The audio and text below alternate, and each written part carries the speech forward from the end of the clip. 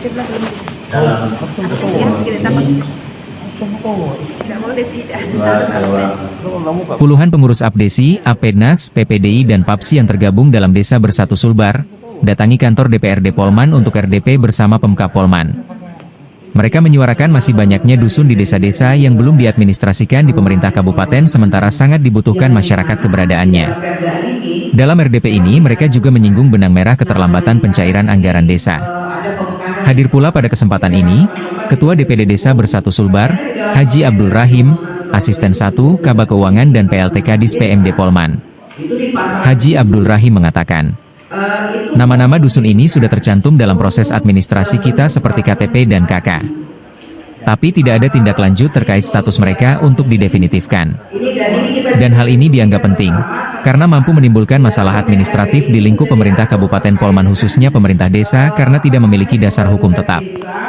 Sementara itu, Asisten Bidang Pemerintahan dan Kesra, Hajja Agusnia Hasan Sulur, akan melakukan koordinasi kepada Bupati Polman untuk mempertimbangkan masalah tersebut dan dibuatkan regulasi dalam bentuk peraturan Bupati atau Perbuk. PLT Kadis PMD Polewali Mandar, Baso Matunrungi, juga memastikan akan melakukan perbaikan legalitas dusun yang ada sesuai standar dan syarat-syarat ketentuannya.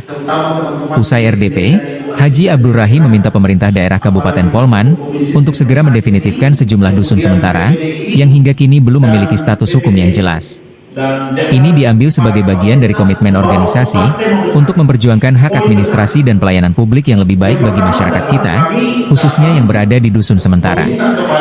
Ketua Komisi 1 DPRD Polman, Rahmadi Anwar, menegaskan bahwa DPRD Polman akan mengawal proses penetapan dusun tersebut, hingga pemerintah daerah menerbitkan peraturan yang dibutuhkan. Dusun sementara yang tersebar di kurang lebih 30 desa dengan angka 45 dusun sementara dan ada 12 yang sementara lagi pengusulan pemekaran, tapi yang existing itu 45 dan itu sudah berjalan jauh, sudah lama konsisten. Kenapa ini menjadi penting? Karena para kepala desa tidak mengada-ada dalam proses pembentukannya. Mereka tentu melihat betul, merasakan betul aspek kelayakan dan kemendesakannya. Kenapa kemudian dusun itu menjadi sesuatu yang mendesak untuk dibentuk selama ini?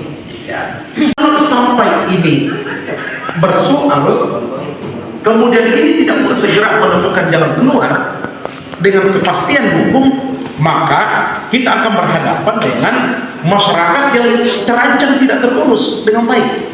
Karena sudah banyak kepala dusun yang minta mengancam atau mundur. Dan saya yakin kalau ditanya semua kepala desa, pasti mereka tidak mau. Karena pasti akan grounded di lapangan karena mereka sudah terbiasa dilayani dengan para kepala dusunnya.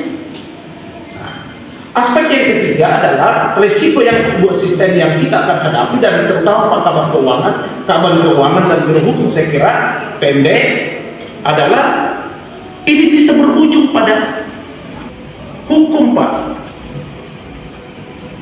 Saya kira teman-teman di PMD tahu betul ini, bahwa dusun sementara itu sudah teralokasi anggaran ke sana. Isi pimpinan rapat yang kami juga harapkan adalah konsistensi kita ini untuk pembayaran siltap sesuai dengan PMK, sesuai dengan PP, untuk pembayaran setiap bulan. Kami jujur bukan hanya Polewali Mandar dua asisten, sebagai ketua desa Bersatu Sulawesi Barat, kami prihatin melihat sejumlah kabupaten seperti Kabupaten Makassar yang terbengkalai atau katakanlah mengalami tunggakan sampai 1 tahun siltapnya. Kami minta kita konsisten dengan aturan yang ada. Kalau ada problem di keuangan atau di PMD dari sisi pertanggungjawaban, ayo kita mapping sama-sama. Kalau ada problem di desa, persoalan kesiapan staf untuk mempercepat setiap bulan administrasinya agar mereka bisa dipenuhi hak-haknya, karena ini penghasilan tetapnya mereka, gajinya mereka, hidupnya mereka. Ayo kita sama-sama selesaikan di desa supaya mereka betul-betul siap. Saya kira kalau kita tanya Pak desanya ini, Apakah mereka siap menyelesaikan seluruh laporan pertanggungjawaban untuk siltapnya setiap bulan? Saya kira bisa, Pak. Ya, kalau misalnya ada yang memang bandel-bandel setiap tahun Pak ke Kadis PPD, ya itu kan tugas kita, Pak, tugas pembinaan kita. Itu ya tahulah dengan gaji kita seperti ini, tapi ini murni pengabdian. Saya kira ini pengabdian, tetapi hak-haknya juga mereka ini jangan diabaikan, Pak. Jangan nanti 3 bulan, 4 bulan, apalagi nyebrang pakai keuangannya. Jangan nyebrang tahun lah, itu yang namanya siltap. Tapi Polman saya dengar tidak pernah nyebrang. Ya, tidak pernah ya. Makasih Pak. Kenapa kita? Ya tetap saja ini alokasi 10% Pak dari DAUP. Ya, kita minta sesuai dengan ketentuan Undang-Undang Nomor 3 perubahan kedua Undang-Undang Nomor 6 tahun 2014 ya. Kita minta supaya alokasi 10% ini minimal ya. 10% itu minimum Pak. Bisa 12 Pak Kabani. Memberikan pemaknaan yang utuh secara filosofis mengapa dana desa itu betul-betul mendapat tempat yang terhormat di pemerintah pusat. Ya, melalui Undang-Undang Nomor 6 kemudian perubahan menjadi Undang-Undang Nomor 3, karena desa betul-betul dianggap sebagai ujung tombak di dalam menyelesaikan problem-problem sosial. Kami berharap perencanaan dan penganggaran yang setelah disusun di desa tidak kemudian ditamak, tidak kemudian terlalu banyak intervensi turun untuk ngatur-ngatur harus menyesuaikan ini. Standar boleh, tetapi berikan kewenangan kepada desa sebagai yang punya otoritas atas anggaran dan aspirasi dusun-dusun. Kemudian SPD dan segala keuangan ini kan harus direspon ketika ini, karena beririsan dengan apa yang telah disampaikan oleh Bapak kita, Pak Ketua Satu. Jadi saya persilakan update dulu. Permasalahan ini bukan kali ini saja. Alhamdulillah bahwa desa bersatu merespon kembali lingkungan. Saya pernah sampaikan bahwa problematika kita di desa ini banyak khusus yang tidak terpenuhi. Saya sampaikan bahwa ini sangat berisiko sebenarnya. Ya, dari sisi wilayah, kemudian jumlah penduduk, dan memang kebutuhan untuk di desa itu memang sangat diharapkan sekali. Kira-kira yang diterima. Jadi saya kira tidak ada alasan kita harus merespon apa yang dibutuhkan kawan-kawan.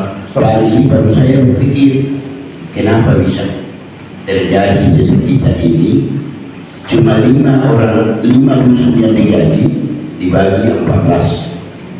Nah, apabila misalnya sudah ada sebelumnya terbentuk tetapi tidak memenuhi syarat yang ada di dalam ketentuan, tentu itu tidak bisa, tapi ini kita diskusikan di dalam Pergub ini. Tetapi sekali lagi sudah ada acuan, sudah ada syarat. Kami sudah lewat. Insya Allah nanti di 2024 kami akan usulkan anggaran untuk pembuatan peraturan bupati dan mudah-mudahan ini bisa berjalan lancar dan kami bisa mendorong ini. Oleh Wali Mandar ini kan ada 584 dusun plus 74 dusun ditambah lagi, tadi saya informasi bertambah lagi satu di Batik Tangerang, bertambah lagi dusun ini. Jadi kurang lebih nanti kalau ini memang kita di Polewali Wali Mandar ini 658 dusun nantinya. Karena persoalan juknis dan desa yang tiap tahun berubah dan diperparah lagi kan begini modelnya sebenarnya Pak. Pada saat kita membuat APBD itu kan pakai yang kita gunakan bahu ini. Jadi versi kepala desa saja ini. Kami kan punya tanggung jawab terhadap teknis, ada persyaratannya.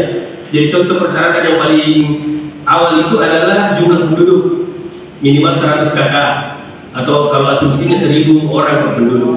Ini nanti pada saat peraturan bupati ini mau didorong, kami akan turun ke bawah untuk melihat konsekuensinya dua Pak. Bisa saja bertambah, bisa berkurang. Dusun definitif itu bisa saja berkurang. Kayak seperti tadi yang Pak Desa Batik Tangga bilang, kalau ada di Binuang yang berapa Pak jumlah penduduknya? Berapa dusunnya Pak? Berapa dusunnya Pak? 7 jumlah penduduknya. Ya, jadi seperti ini kasusnya Pak, saya bisa pastikan dia akan berkurang 3 dusunnya. Dusun dipimpinnya Pak, pada saat regulasi. Tapi kan saya melihatnya justru begini, izin Pak Ketua, kan kita mau bersih-bersih, kita mau perbaiki ya Pak, kenapa tidak? Maksudnya jangan kita hanya selalu membunuh, ditambah dusun, tetapi yang kita harus kedepankan ini bagaimana pelayanan ini bisa mendekati masyarakat Pak. Jadi itu syaratnya kalau luas wilayah kan hampir teman-teman semua di desa ini terpenuhi luas wilayah, batas wilayah juga kan Pak Desa sangat paham ini, terus kondisi sosial budaya ini mungkin yang nanti akan menjadi perdebatan Pak. Bagaimana jika ada dusun yang mau digabung ataukah ada dusun yang mau dipecah ataukah dipisah? Jadi memang clear bahwa dibutuhkan peraturan bupati untuk mengatur secara teknis. Insya Allah tidak ada lagi akan menyeberang baik itu operasional maupun intinya saja sekarang mohon kepala desa sebagaimana apa yang disampaikan tadi Pak Kadis, bahwa yang terlambat ini bukan kami, tapi yang terlambat adalah pengajuan permohonan pencairan ke kami. Ya, desa, desi, ada PPD itu minta ditambah anggarannya untuk dusun-dusun yang melebihi daripada ketentuan aturan. Ada yang perbedaannya yang kan sudah ada 10 desa bahkan lebih, itu diminta untuk ada penambahan anggaran. Saya dari pengurus Apednas juga, kebetulan saya sama-sama Pak Khalid, saya wakil ketua Apednas Provinsi Sulawesi Barat, menyampaikan bahwa tidak apa-apa kita berkeinginan, yang penting tidak bentrok dengan aturan, karena apapun alasannya, baik dari kekuatan Perpu yang mau kita gunakan, kalau tuh bertolak belakang dengan aturan, maka larinya ke pemerintah yang memimpin atau larinya ke pemerintah daerah saat ini. Jadi saya minta ada pakar hukum, ya dinas PPD ada kemana asisten. Jadi terkadang kami tidak bisa tidur. Jadi semoga dengan adanya RTP ini memang betul-betul seperti apa yang dikatakan oleh asisten satu tadi, bahwa bisa melalui Pergub ya, karena kalau tidak akan butuh proses lagi agak panjang, akan membahas di peraturan daerah. Jadi kemungkinan besar kami yang hadir di sini sepakat pada kalau Pergub yang diterbitkan tentang penataan dusun dikembalikan ke 5 dusun. Kenapa Pak Desa kemarin melebur menjadi 3 dusun? Karena takutnya itu tadi 2 dusun itu akan menjadi temuan nantinya tentang penggajiannya. Jadi ada 5 yang dipeliti, kemudian 2 persiapan. Bahwa dusun ini sangat kami butuhkan Pak di desa. Terkait disampaikan beliau tadi, ketua desa persatu, terkait pelayanan Pak. Ya. Kemudian di desa kami itu kan pelayanan seperti mendekatkan pemerintahan Pak. Kalau misalnya kita ada Perpu seperti disampaikan adik saya ini Pak, artinya muat namu papiagoya Tuhan, kemudian langsung memberhentikan atau menghapus ini dusun, ini persoalan besar desa. Mereka sudah terbentuk puluhan tahun Pak, ya. Jadi yang 45 orang ini, 45 dusun ini, saya minta disahkan saja Pak. Itu kemampuan kepala, apalagi Pak Kalam tadi Pak, dan sudah menyampaikan bahwa kita juga ini lagi jaga saja tentang persoalan keuangan. Setahu saya aturan jumlah dusun ini sebenarnya tidak ada maksimalnya, tidak ada yang maksimal, tergantung kondisi kita. Ini menjadi persoalan kalau ini tidak diatasi, ini fatal menurut saya. Karena itu kami datang hari ini membawa harapan sekaligus tentu mengapresiasi respon positif dari jajaran pemerintahan, terutama Pak Ketua Komisi 1 mewakili pimpinan DPR.